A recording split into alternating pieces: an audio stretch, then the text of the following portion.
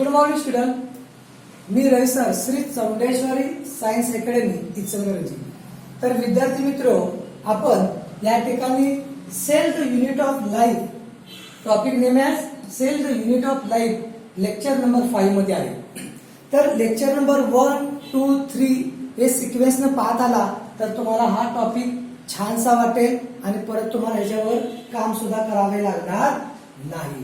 तर काय सांगते बघा की आपण या ठिकाणी although each layer of envelope perform distinct function, की बॅक्टेरियामध्ये बाहेर सेल वॉल होते, त्याला म्हटलं आपण हे इनोलर, आणि एक प्रकारचं प्रोटेक्टिव्ह काम करायला, कशाचं प्रोटेक्टिव्ह काम करायला. तुम्हाला माहिती असेल की या ठिकाणी बघा, the cell wall of prokaryotic is made of peptidoglycan. काय आहे? पेप्टिडोग्लायकॉन पासून सेल वॉल बनलेली आहे. त्यानंतर peptidoglycan is a polymer of amino sugar and muramic acid. तर हा क्वेश्चन तुम्हाला येण्याची शक्यता आहे नीट 2020 मध्ये. नीट 2020. पेप्टिडोग्लायकॉन is a polymer of an acetyl glucosamine and acetyl muric acid. हा क्वेश्चन तुम्हाला माहिती असेल तर तुम्हाला बघा, थोडासा आपण वॉलच्या बाबतीत जरा जास्त रिकॉल करूया. तुम्हाला माहिती असेल ॲनिमल सेल, तर ॲनिमल सेल मध्ये सेल वॉल अपसेट, बरोबर आहे. ॲनिमल सेल मध्ये सेल वॉल अपसेंट आहे. त्यानंतर फंजाई, जर तुम्ही फंजीकडे गेला तर फंजीची सेल वॉल कसं आहे? कायटिन. प्लांटची सेल काय आहे? सेल्युलोज, हेमिसेल्युलोज अँड पेक्टिन, बरोबर आहे. आणि त्यानंतर प्रोटिस्टा जो असा आहे की डस्ट टेबिल म्हटले प्रोटिस्टा. प्रोटिस्टा मध्ये cell wall may be present absent. कारण का प्रोटिस्टा मध्ये की अमिबा घेतला तर हा ॲनिमल आहे पण त्याला सेल वॉल नाही. परंतु काही अलगी आहेत, अलगीमध्ये तुम्हाला सेल वॉल पाहायला मिळतात. याचा अर्थ सेल वॉलचं जर तुम्ही बघितला तर इतकं ज्ञान तुम्हाला असायला पाहिजे, तरच तुम्हाला सेल वॉलच्या रिलेटेड क्वेश्चन येणार. आणि peptidoglycan is a polymer of N acetyl glucosamine. हा क्वेश्चन तर तुम्हाला माहिती असणं फार गरजेचं आहे मुलांनो. ओके, थोडंसं मी एक्स्ट्रा इन्फॉर्मेशन का सांगतोय की जे काही एक्झामला चालल्यात मुलं त्यांना त्याचा फायदा होईल. चला ठीक आहे. Bacteria can be classified into two groups on basis of different cell innoler which they staining producing. Bacteria काय केल्यात? दोन ग्रुप मध्ये डिवाइड केल्यात स्टेनिंगच्या आधारे. बॅक्टेरिया काय आहेत बघा की या जीवाणू आहेत, त्याला ग्राम पॉझिटिव्ह आणि निगेटिव्ह, ग्राम निगेटिव्ह असं म्हटले. आता तुम्ही म्हणाल ग्राम पॉझिटिव्ह म्हणजे काय, निगेटिव्ह म्हणजे काय? की ज्या बॅक्टेरिया कलर घेतात, स्टेनिंग करून घेतात, स्वतःला कलर करून घेतात. जसं आपण रंगपंचमीला तोंडाला कलर लावून घेतोय, कलर करून घेतलं तर पॉझिटिव्ह, कलर नाही करून घेतलं तर निगेटिव्ह. थोडक्यात लक्षात ठेवा. लक्षात की तुम्हाला माहित असेल की एक सायंटिस्ट होतं ख्रिश्चन ग्रॅम. काय नाव आहे? ख्रिश्चन नाव आहे, ख्रिश्चन ग्राम. यांनी काय केलं? स्टेनिंग आणलं, स्टेनिंगची टेक्निक आणली. आणि यासाठी त्यांनी क्रिस्टल व्हायलेट, कुठला स्टेन वापरला? क्रिस्टल व्हायलेट आणि आयोडीन, आयोडीनचा यूज केला. आणि तिने काय केलं? बॅक्टेरियाला स्टेनिंगची टेक्निक आणली.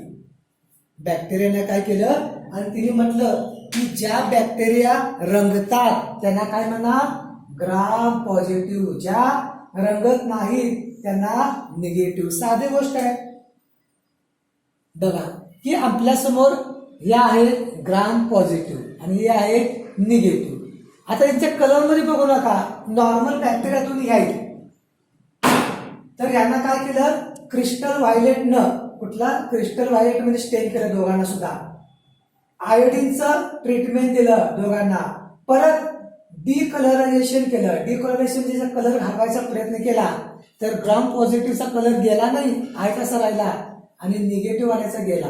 परंतु या फॅक्टर आम्हाला परत कळायला पाहिजे, काउंटर कलर केलं, स्टेन केलं सॅफ्रॉननं, तर आम्हाला ह्याला कलर व्हायलेट दिला. आणि व्हायलेट म्हणजे काय म्हणणार की ह्या निगेटिव्ह आहेत आणि बाकीच्या काही आहेत पॉझिटिव्ह आहेत.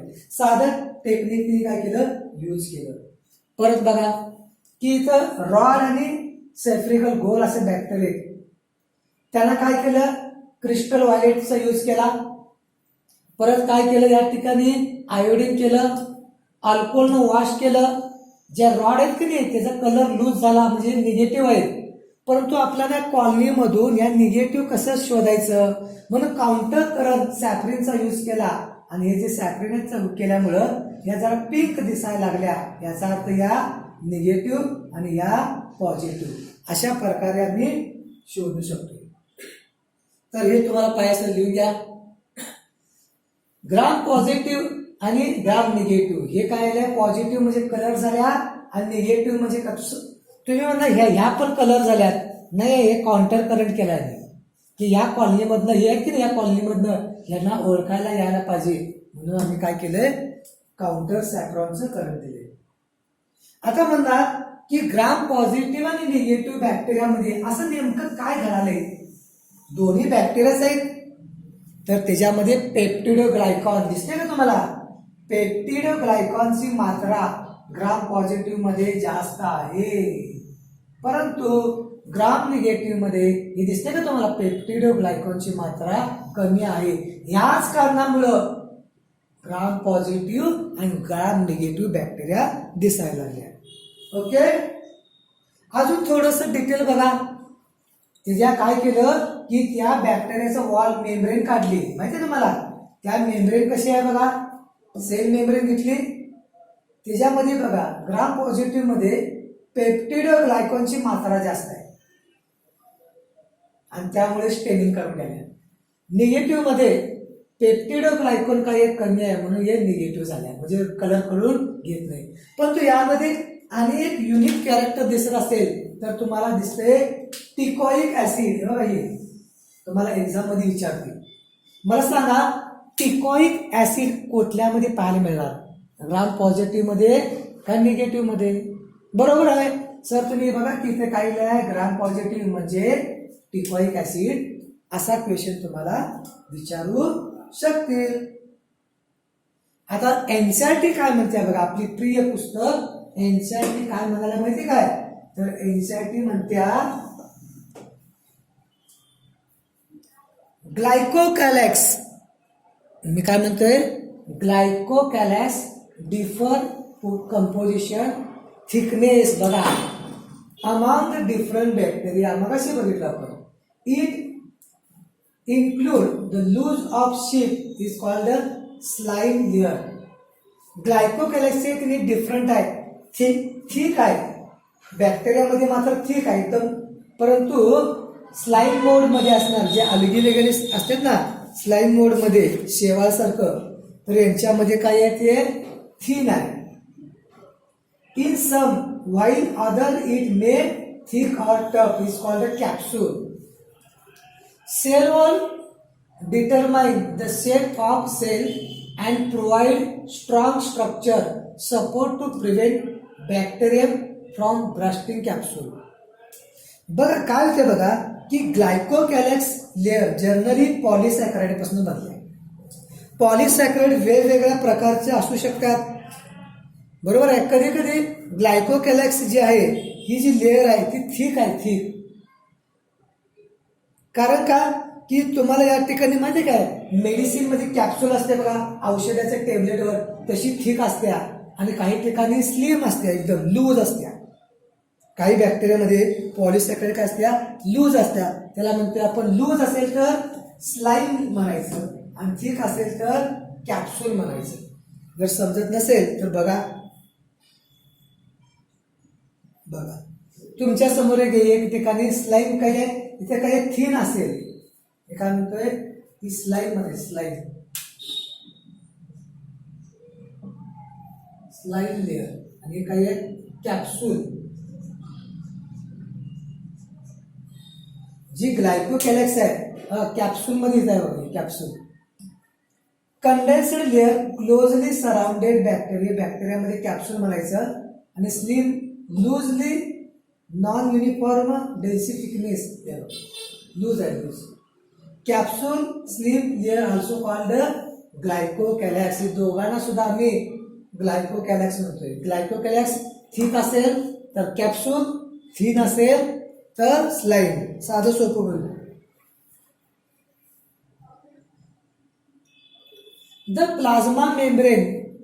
The plasma membrane selectively permeable in nature and interact with the outside world.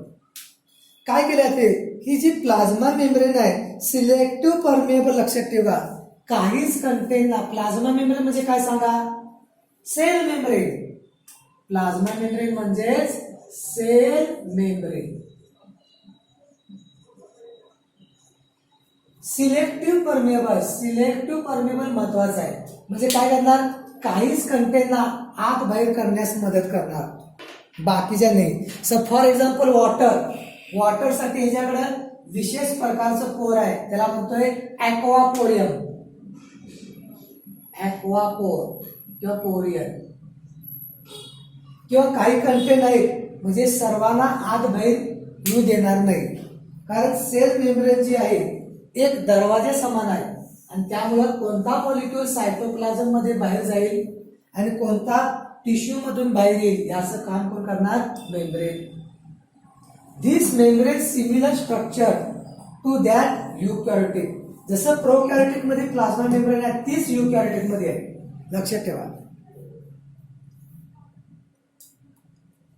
A special membrane structure mesosome कालच्या लेक्चर मध्ये लेक्चर नंबर 4 मध्ये आहे बघा mesosome which is form by extension of plasma membrane into cell बघा कसं झालं बघा जर तुम्ही स्केच मध्ये जर बघितला तर प्रोकॅरियोटिक मध्ये जे काही बॅक्टेरिया आहे आपल्याकडं तर तिच्याकडं काय आहेत बघा दोन मेम्ब्रेन आहेत एक जे आहे त्याला काय म्हटलं आपण शब्दांनी असं काढलं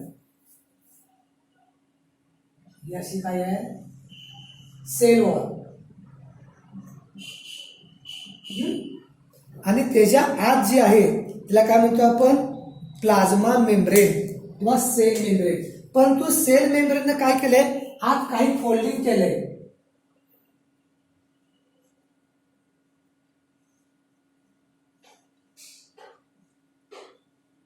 आणि हे जे फोल्डिंग जे आहे या फोल्डिंगला म्हणतोय मिझोझोम म्हणजे मिझोझोम नावाचं नवीन काही स्ट्रक्चर नाही आहे ही प्लाझ्मा मेम्ब्रेन आहे किंवा सेल मेम्ब्रेन आहे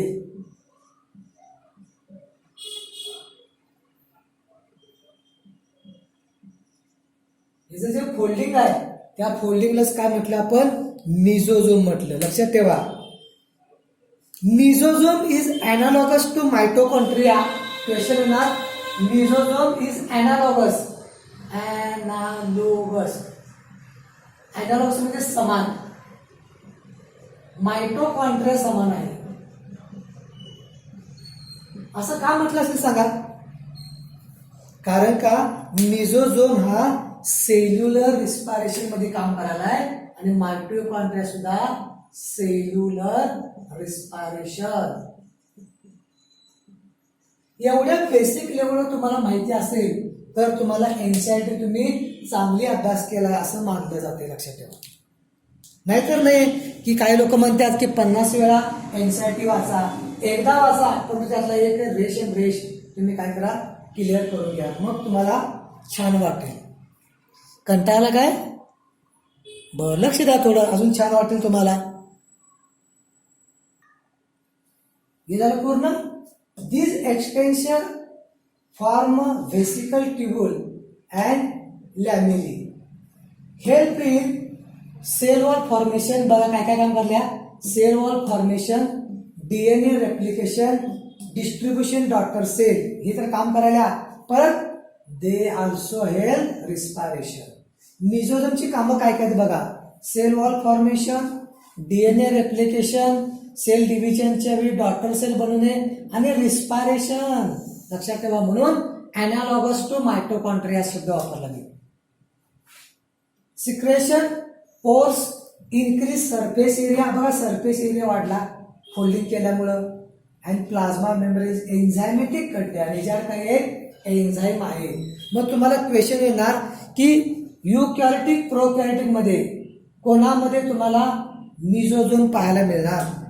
तर आन्सर काय येणार प्रोकॅरियोटिक सेल.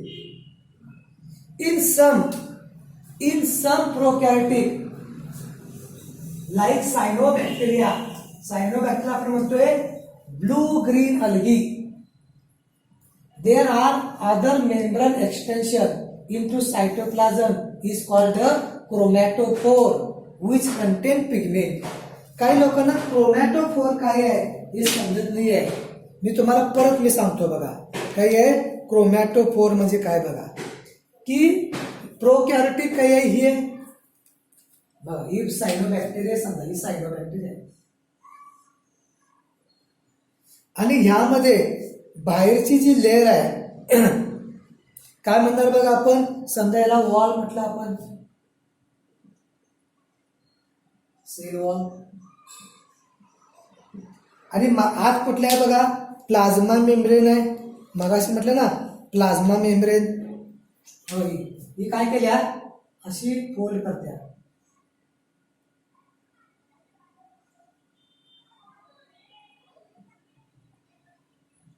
आणि असं फोल्ड करून हळूहळू काय करतात हे असं व्हेसिकल बनवते असं. आणि ह्या व्हेसिकल मध्ये काय असतात पिगमेंट असतात. कुठलं फोटोसिंथेसिस करणार. कारण सायनोबॅक्टेरिया इथं काय असतात फोटोसिंथेसिस पिगमेंट. हे जे स्ट्रक्चर जे दिसते ना ह्यालाच म्हणायचं क्रोमॅटोफोर. काय म्हणायचं क्रोमॅटोफोर.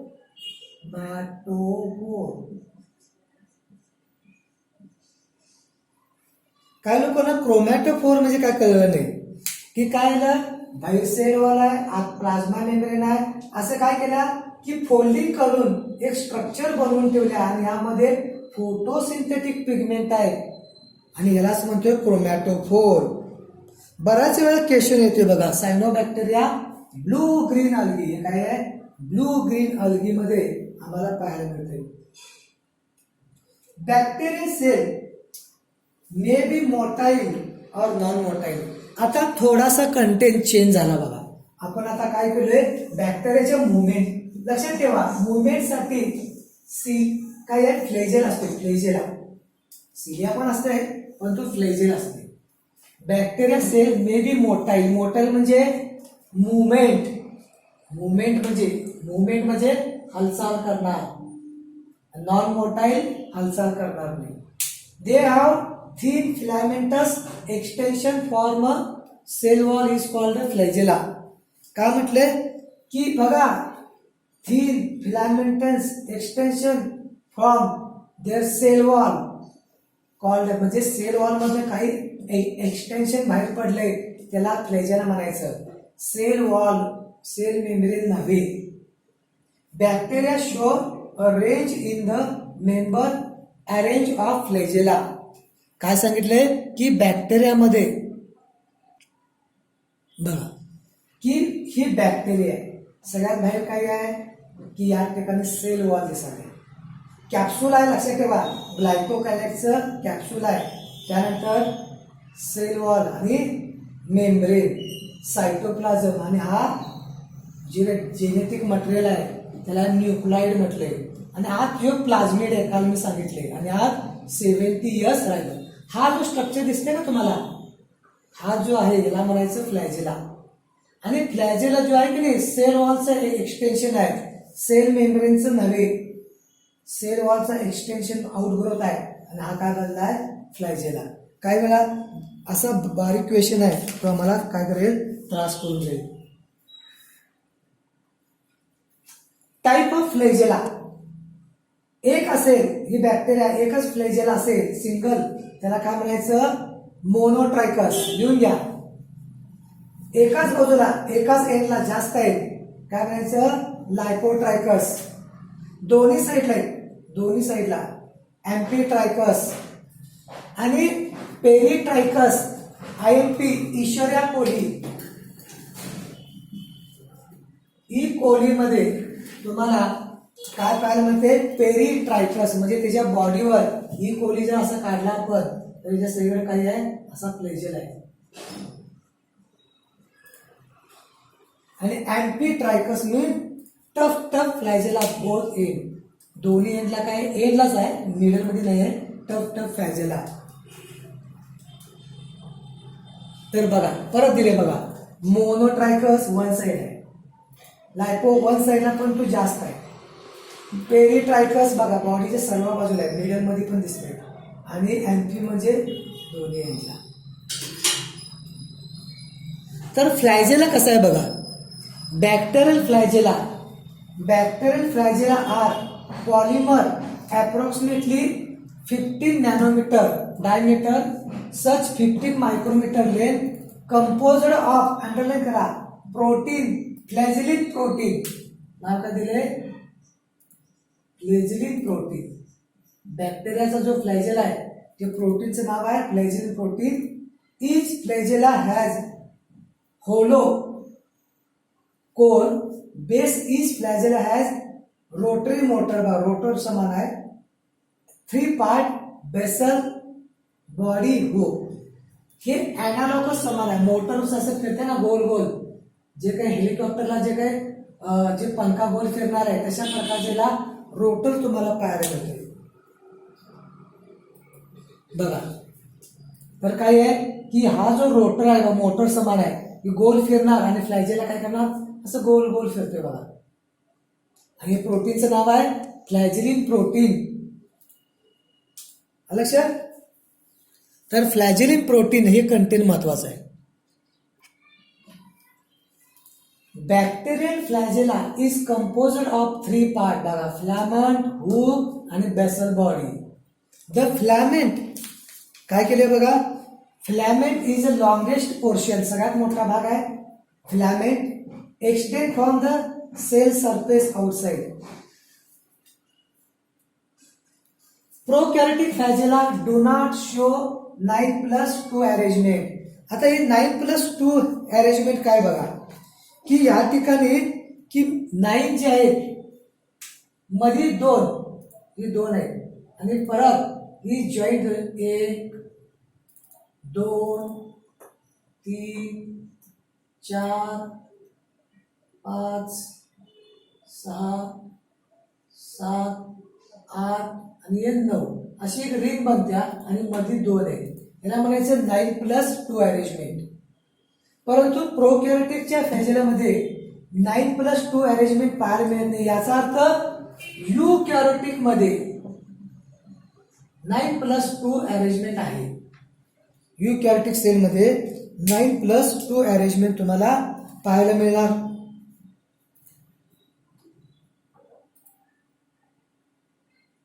तर बघा दिसते का, मी जे स्ट्रक्चर काढले ना हे दोन सेंटरला ती फ्यूज नाही आहे, बाकी 1 2 3 4 5 6 7 8 9 9+2. आणि हे जे स्ट्रक्चर आहे ह्याला म्हणायचं एक्झॉनिमा. एनसीईआरटी मध्ये जर दिले बघा, ह्याला नाव द्यायचं एक्झॉनिमा.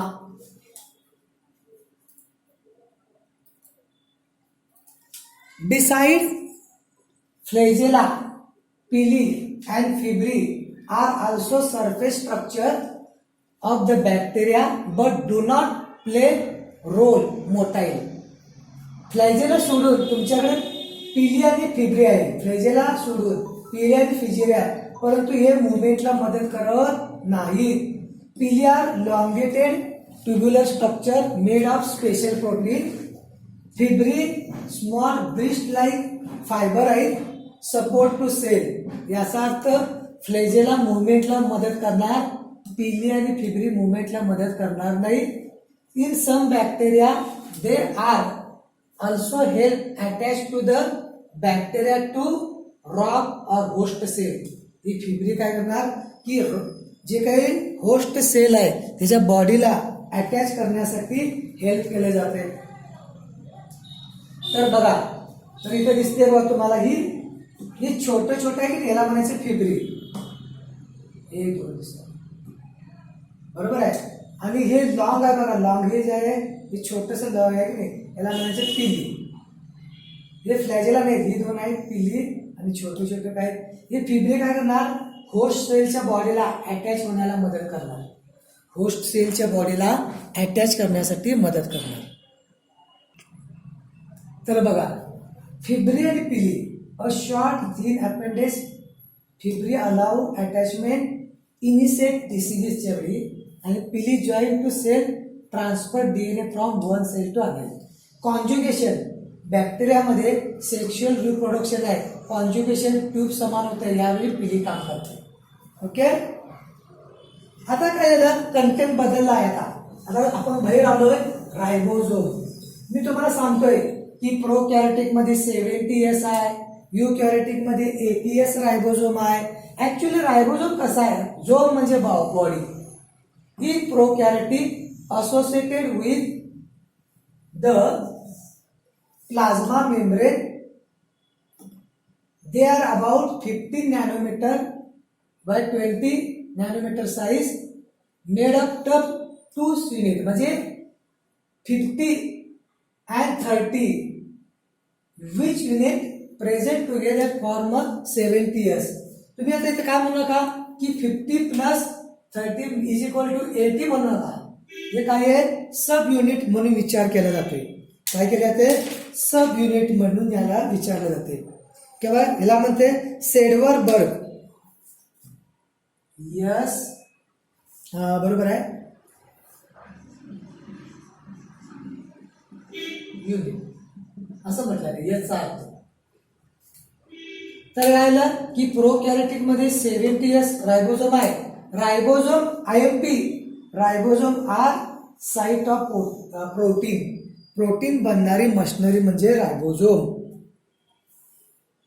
बघा बघा तुमच्या समोर दिसाले हे लार्जर काय असणार, मग 70 मध्ये हे 50 असायला पाहिजे आणि हे 30 असायला पाहिजे आणि हे बनणार आहे 80.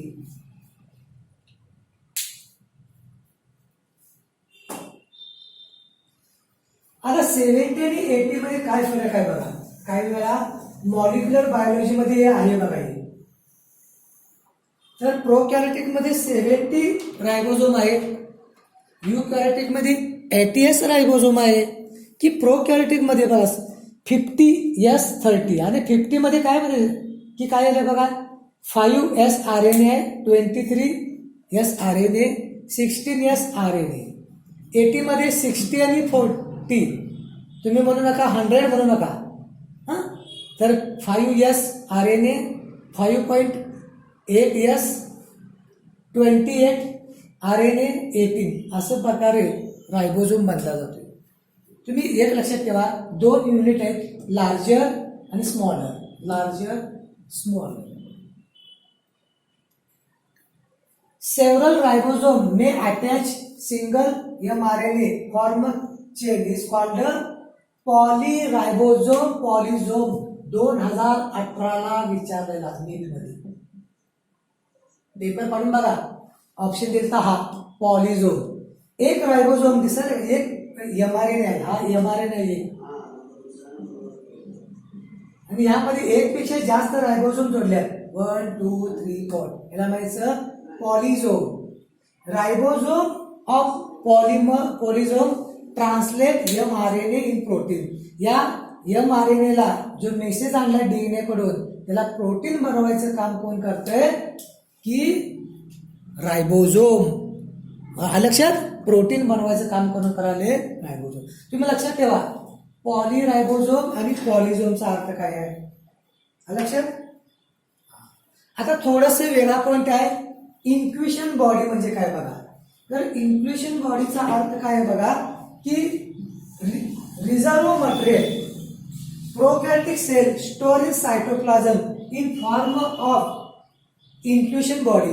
प्रोकॅरियोटिक मध्ये बघा की फक्त काय आहे त्याच्याकडं, प्रोकॅरियोटिक मध्ये रायबोझोम फक्त आहे आणि सायटोप्लाझम आणि डीएनए. म्हणजे काही वेस्ट जे आहे ते साठवण्यासाठी काही स्ट्रक्चर बनतंय, त्याला म्हणायचं inclusion body. They are not bounded any membrane, ह्याला कुठलीही मेम्ब्रेन नाही. Lie free in cytoplasm, cytoplasm मध्ये फ्री असतात. कोण कोण कंटेन बघा, phosphate granule, cyanophycin granule, glycogen granule, gas vacuole are found in. आता गॅस व्हॅक्यूल कुठे आहे बघा, blue green algae, purple algae, photosynthetic pink bacteria. म्हणजे बॅक्टेरियामध्ये जे काही वेस्ट आहे ते सायटोप्लाझम मध्ये असते. बघा इन्क्ल्युशन मध्ये बघा हे आहे बघा, हे कंटेंट काय करतात ह्यामध्ये स्टोअर केलेलं आहे. दिसते का तुम्हाला? बघा तर हे बघा हे काय आहे की जे या ठिकाणी कॅप्सूल आहे, सेल वॉल आहे, मेम्ब्रेन आहे आणि ह्यामध्ये डीएनए आहे. पण तो बारीक न्यूक्लियरचा डीएनए, पण तो बारीक इन्फ्युशन बॉडी बघा, छोटं छोटं वेस्टेज आहे की नाही अशा प्रकारचं हे पाहायला मिळतं. हे आहे आपल्याला इन्फ्युशन बॉडी. तर बघा in prokaryotic the chloroplast is absent but in place of it some membrane lamellae are present which possess photosynthetic pigment. These are lamellae are known as photosynthetic lamellae chromatophore. मगाशी मी दाखवले क्रोमॅटोफोर म्हणजे काय आहे की बॅक्टेरियामध्ये जी sale membrane आहे ती folding करत्या आणि पाऊच बनवत्या आणि त्यामध्ये फोटोसिंथेटिक पिगमेंट असतात, त्याला म्हणायचं chromatophore. These are analogous to thylakoid of chloroplast. म्हणजे chromatophore analogous to chloroplast of eukaryotic. Cytoplasmic movement. Cytoplasmic movement absent in prokaryotic while occur in eukaryotic. की जो सायटोप्लाझम आहे आत मुवमेंट घडत असत्या आणि ही मुवमेंट फक्त युकॅरियोटिक मध्ये आहे पण प्रोकॅरियोटिक नाही. Protobiont means attempt to synthesis prokaryotic in laboratory. जर तुम्ही प्रोकॅरियोटिक लॅब मध्ये जर बनवत असेल तर त्याला म्हणायचं टर्म प्रोटोबायोंट. IMP पॉइंट बघा हे लिहून घ्या. Prokaryotic DNA RNA ratio 1:2, eukaryotic मध्ये 1:1, A adenine, T thymine, G guanine, cytosine यांचा रेशो दिलाय. Polycistronic mRNA प्रोकॅरियोटिक, मोनोसिस्टॅनिक mRNA युकॅरियोटिक. आता पॉलिसिस्टॅनिक म्हणजे मॉलिक्युलर बायोलॉजी मध्ये पाहायला पाहिजे की एकाच mRNA वर एक पेक्षा जास्त जीनची माहिती असेल तर पॉली, आणि एकच mRNA वर एकाच जीनची माहिती असेल तर mono. One linkage group prokaryotic, 2 or more linkage eukaryotic, continuous gene prokaryotic, split gene eukaryotic. आता स्प्लिट जीन म्हणजे काय, एक्झॉन एंट्रॉन दोन्ही सिक्वेन्स असेल तर युकॅरियोटिक मध्ये असते, त्याला स्प्लिट जीन म्हटले जाते. तर या ठिकाणी आपला लेक्चर नंबर 5 इथं कंप्लीट होतोय. तुम्ही प्रयत्न करा, समजून घ्यायचा प्रयत्न करा, कंप्लीट 2दा-3दा रीड करा, वॉच करा, तर तुम्हाला जो टॉपिक छान वाटेल. Okay bye.